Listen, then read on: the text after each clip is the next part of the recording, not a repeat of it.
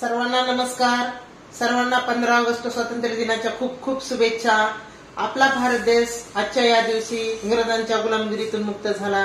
आपण स्वतंत्र झालो खरे, परंतु आपल्या या देशामध्ये खूप प्रकारे अज्ञान होतं. त्या अज्ञानातून मुक्त होण्यासाठी, त्या ज्ञानाच्या जोखडातून आपल्याला जर मुक्त व्हायचं असेल तर आपल्याला ज्ञान ग्रहण करणं गरजेचं असतं आणि त्यासाठीच आपल्याला पुढील वाटचालीसाठी खूप खूप शुभेच्छा. चला तर मग आज आपण नवोदय विद्यालयाचं गणित अभ्यासत आहोत. त्याच्यामधलं स्वाध्याय 3.2 या ठिकाणी अभ्यासणार आहोत.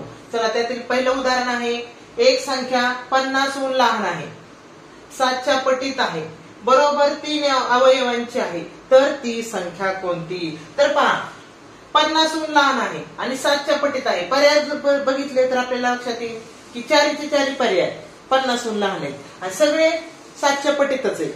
मग एक लक्षात घ्यायचं, आपण सगळ्यांचं बघू अवयव, विभाजक काढू आपण अवयव. याला एक विभाग, सगळ्यात लहान विभाजक हा एक असतो. आपल्याला विचारले 3 अवयवांचीच पाहिजे आणि बघा एक स्थानी 2 आहे, 4 आहे, म्हणजे मग ह्याला 2 विभाग जाते, 7 जाते आणि 14 जाते, म्हणजे काही 3 अवयवाची निघाली नाही, याचे अवयव निघले 4.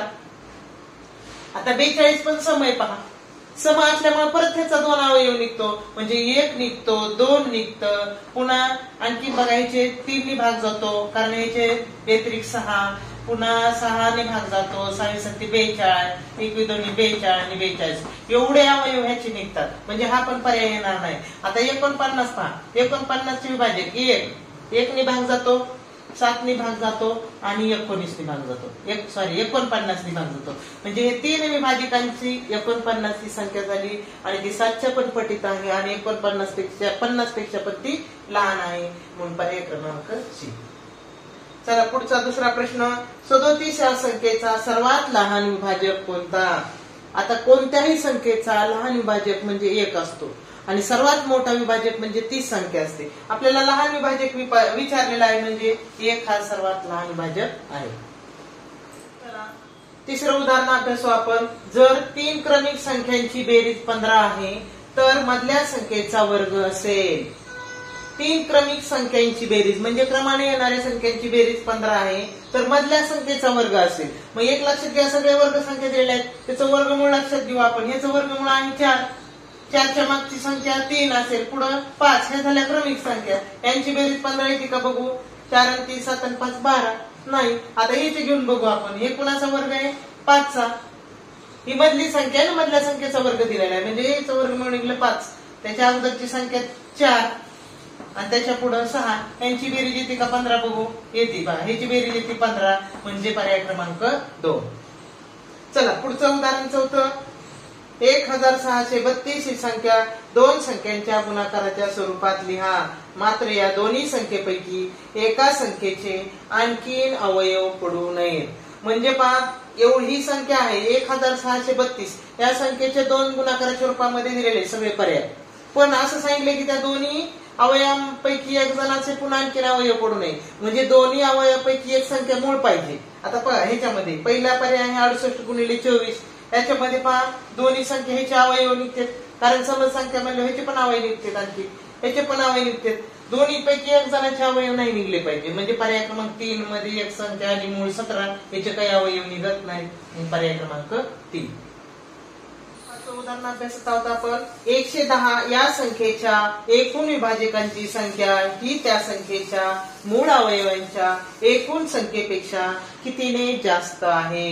बघा, 110 या संख्येच्या एकूण विभाजकांची जी संख्या आहे ती मूळ अवयवांच्या संख्येच्या पेक्षा कितीने जास्त आहे?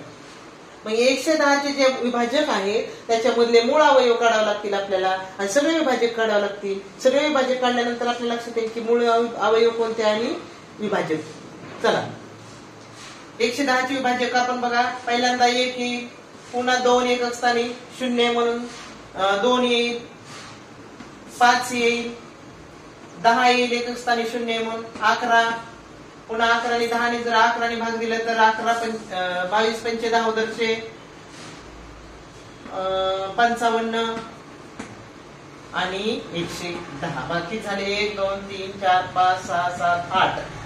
आता हे झाले सगळे त्याचे विभाजक. आता या विभाजकांमध्ये मूळ विभाजक कोणते ते बघायचे. पहिल्यांदा मूळ विभाजक बघा 3च निघलेत, 2 5 आणि 11. हे 3च मूळ विभाजक निघलेत. मग बाकीचे सगळे टोटल किती विभाजक आहेत बघू. 1 2 3 4 5 6 7 8 आहेत. आणि मूळ विभाजक किती आहेत? 3 आहेत. मग ह्याच्यापेक्षा किती नाही जास्त आहेत म्हणल्यावर आपल्याला काय करावं लागेल? 8 मधून 3 वजा करावे लागतील, कारण 3 हे मूळ विभाजक आहेत आणि बाकीचे सगळे विभाजक आहेत. मूळ एकूण विभाजक 8 आहेत, त्याच्यामधून 3 विभाजक काढून टाकले तर राहिले 5. पर्याय क्रमांक 3.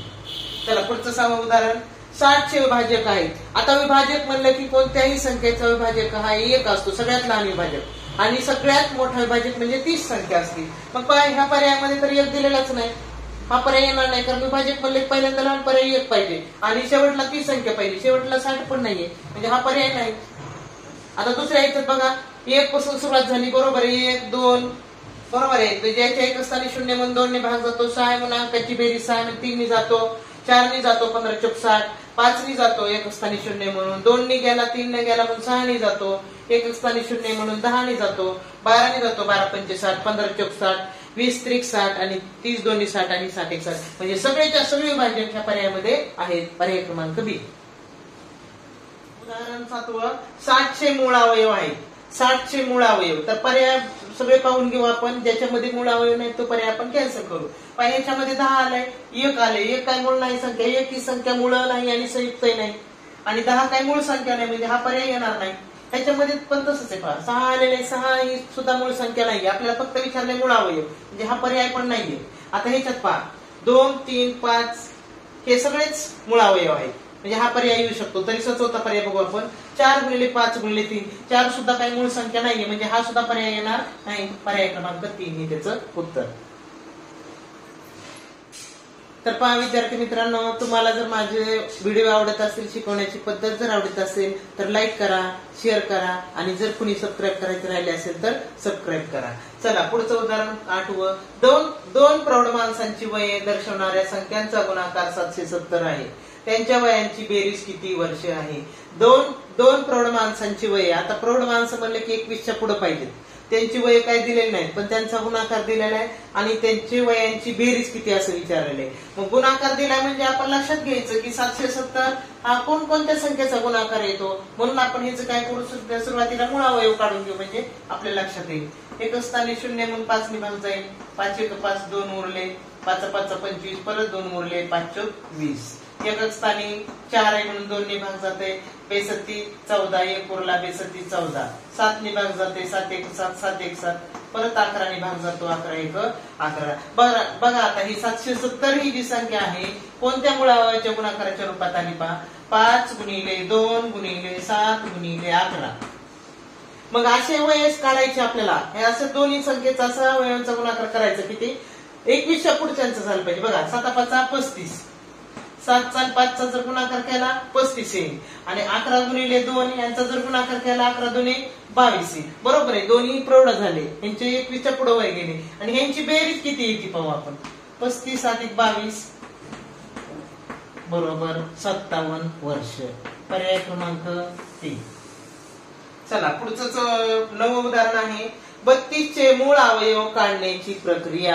आता लक्षात घ्यायचं, मूळ अवयव काढत बसायचं नाही. पर्यायाची जर चर्चा केली तर पटकन उत्तर येते आपल्याला. 3ऱ्या आणि 4थ्या पर्यायामध्ये बघा मूळ अवयव नाहीतच, हे 8 आणि 4, त्यामुळे या दोन्ही पर्यायाचा विचार करायची गरज नाही. आता राहिलं फक्त पहिल्या आणि दुसऱ्या पर्यायामध्ये. त्याचं उत्तर 32 येते का बघायचं. दोन्ही मध्ये मूळ अवयव आहे, पण त्यांचा गुणाकार 32 येते का बघू. पे दोन्ही 4 4 दोन्ही 8 8 दोन्ही 16 16 दोन्ही 32, म्हणजे ह्याचाच उत्तर, याचाच गुणाकार 32 येतो. पर्याय क्रमांक 1. 10वं उदाहरण अभ्यासू. 8च्या पहिल्या 4 गुणितांची बेरीज आहे. आता गुणितांची म्हणजे काय, तर विभाज्यांची. विभाज्य म्हणजे ज्याला 8 ने भाग जाऊ शकतो अशी जी संख्या असते त्याला गुणित असं म्हणतात किंवा विभाज्य म्हणतात. मग 8च्या पहिल्या 4 गुणितांची म्हणजे 8 ने पुन्हा कोणाला पहिल्या 4 संख्येला भाग जातो ती काढू आपण. 8 ने पहिल्या 8 ला, पुन्हा 16, 8 त्रिक 24 आणि 8 चौक 32. हे झाले पहिले 4. 8 ने पहिल्या 4 गुणितांची, 8चे जे पहिले 4 गुणित आहेत त्यांची बेरीज विचारली आपल्याला. बेरीज करू आपण. 2 आणि 4 6 आणि 6 12 आणि 8 20 हातचे आले 2, 3 आणि 2 5 आणि 2 7 आणि 1 8 80. पहिल्या 4 गुणितांची बेरीज झाली 80. पर्याय क्रमांक सी. चला 11वा प्रश्न. 3 आणि 5 यांची गुणिते असलेल्या पहिल्या 100 नैसर्गिक संख्यांमधील संख्या किती? इथे संख्यांमधील आहे पहा, संख्यांमधील म्हणजे 3 आणि 5 यांची गुणिते म्हणजे ज्याला 3 ने पण 5 ने पण भाग जातो अशा संख्या शोधायच्यात आपल्या. कुठपर्यंतच्या? 100 पर्यंतच्या. म्हणजे 100 पर्यंतच नैसर्गिक संख्या मधल्या शोधायच्यात आपल्याला. एक लक्षात घ्या, ज्याला 3 ने जातो त्याला 5 ने, ज्याला 3 ने 5 ने दोन्ही भाग जातो त्याला 15 ने सुद्धा भाग जातो. म्हणजे 15 ने भाग जाणाऱ्या 100 पर्यंतच्या संख्या आपल्याला शोधून काढायच्या. कारण 3 ने आणि 5 ने म्हणजे ज्याला 3 ने जातो 5 ने त्याला 15 ने जातो. म्हणून 15 नेच भाग जाणारे शोधायचे आपण. 15 1 15, 15 2 30, 15 3 45, 15 4 60, 15 5 75, 15 6 90. बघा 100 पर्यंतच्या एवढ्याच झाल्या. किती झाले? 1 2 3 4 5 6. पर्याय क्रमांक 4. तर पहा विद्यार्थ्यांनो, चला तुम्हाला माझी जर व्हिडिओ आवडला असेल तर लाईक करा, सबस्क्राईब करा. धन्यवाद.